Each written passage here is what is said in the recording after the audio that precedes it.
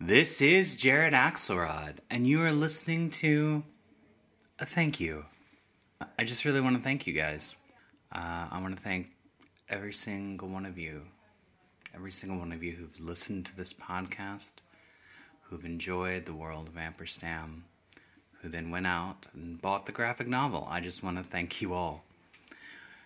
This podcast has been going on for over 2 years in the attempts to help the publication of my first book, the graphic novel, The Battle of Blood and Ink, which I did with Steve Walker. It was always going to be an uphill battle selling that book, and we knew that. It was a fantasy book by an unknown author and a relatively unknown artist. It was published by a book publisher, not a comic book publisher. It was going to be released in hardcover, and it was going to be black and white.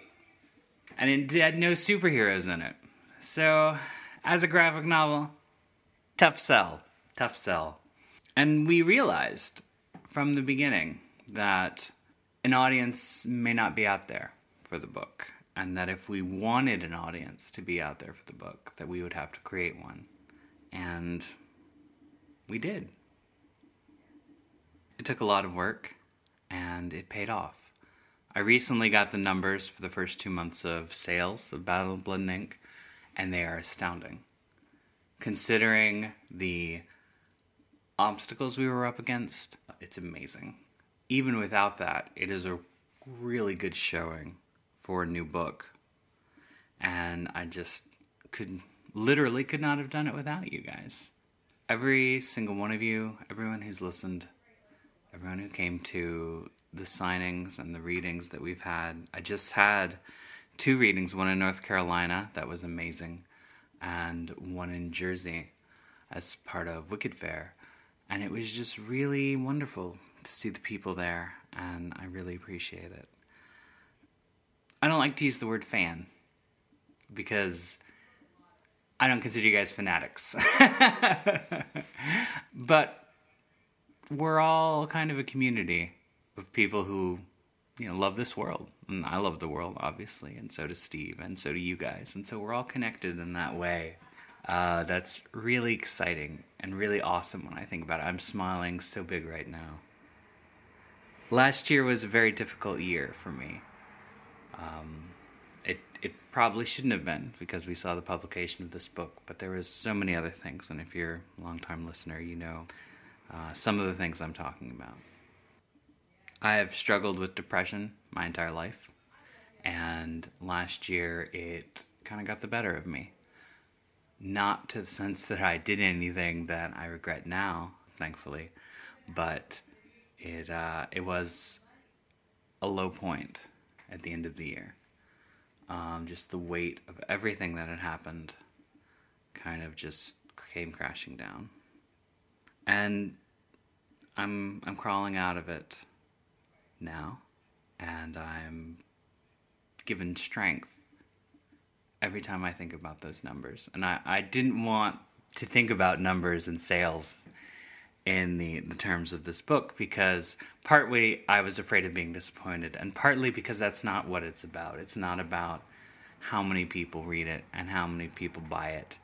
It was always about the book, and that was the end all. And the fact that the book is there was great. And the fact that there's an audience here is wonderful. And the fact that it is selling well is just more than I'd hoped for, quite frankly. And it's been giving me a lot of power to move forward. So much so that I feel a little embarrassed to ask you guys for one more favor. You've already done so much. You've listened to the podcast, you've bought the book, you've come to signings, you've done a lot, and I appreciate that. But if I can just ask one more thing, I really want The Battle of Blood and Ink to be nominated for Hugo for Best Graphic Story. I really want that. And let me tell you why. It's not because I want the Hugo. As nice as it would be to have a silver rocket ship on my mantelpiece, and one day, perhaps, I really want more people to know about the Battle of Blood and Ink. very recently, a blog I respect, Beyond Victoriana, which looks at steampunk from a non-Eurocentric perspective, offered a copy of the Battle of Blood and Ink for as a prize in a contest. They're celebrating their 4th anniversary, and hopefully they'll have 40 more years of that blog, because it's a really great blog. But they were offering it as a prize, and there were so many comments on that post where people were surprised that the book existed, that they were interested in what it had to say. They were intrigued by Steve's amazing art and Natalie's amazing colors on that cover, and they wanted that book, but they had never heard of it. They didn't know about it. So I want to get Hugo nominated. I want people who have not heard of my book to hear about it, to know about it, to get it. Not because I want the book to sell more, though I will say the more books we sell, the more likely it is there will be sequels. And I think we both, you and I, love this world enough that the idea of sequels is very exciting to the two of us. Yes? Yes. But I would like more people to know about it. I think that sort of interest and that curiosity that I saw on that blog page, and then thinking about all of you guys and the wonderful world that we've shared here with the podcast and with the graphic novel, I just want to spread it.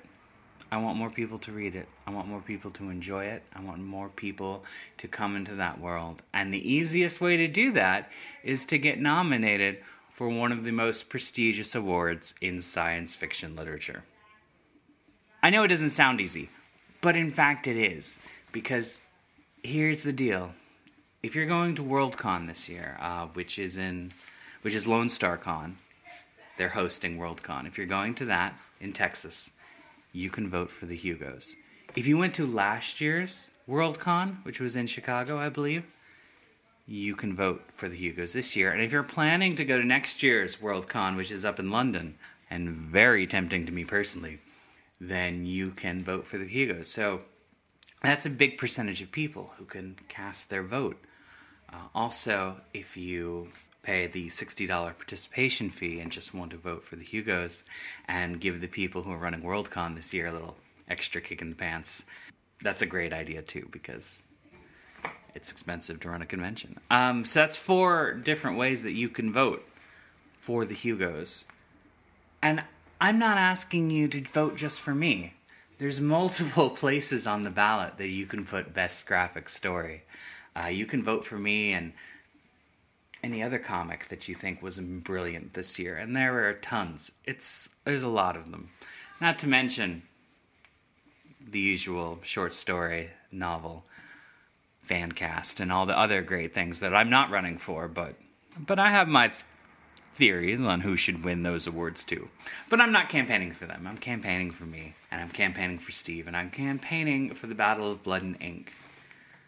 We want to get nominated for a Hugo this year. We are eligible, we are ready, and I want the conversation about what this book that seems to have come out of nowhere, how it got nominated for Hugo, to happen.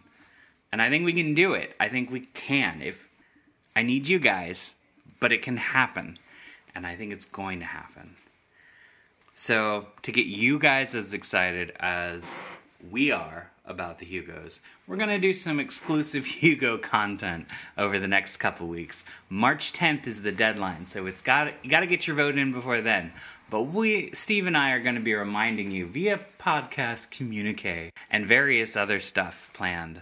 We got a special how-to comic that Steve has already put up on the Facebooks.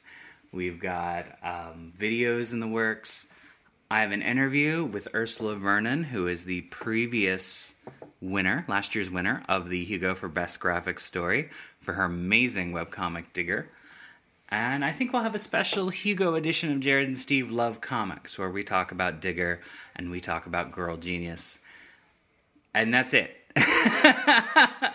It's not a very old award. Best Graphic Story has only been part of the Hugos since 2009, and for the three years it was Phil and Katja Foglio winning that for Girl Genius. So we'll talk about Girl Genius, and we'll talk about Digger on that Jared and Steve like comics. And again, I just encourage you to vote.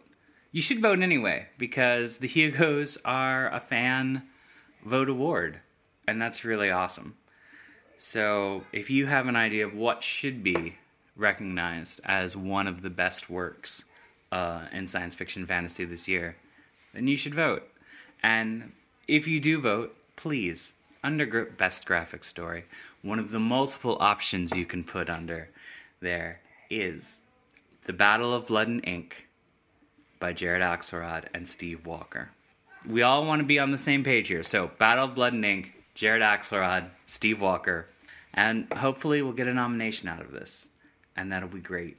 And that'll get more people who are just like you and me. People who are excited about this world, enjoy this world, and want more stories in the world. And as always, thank you for listening.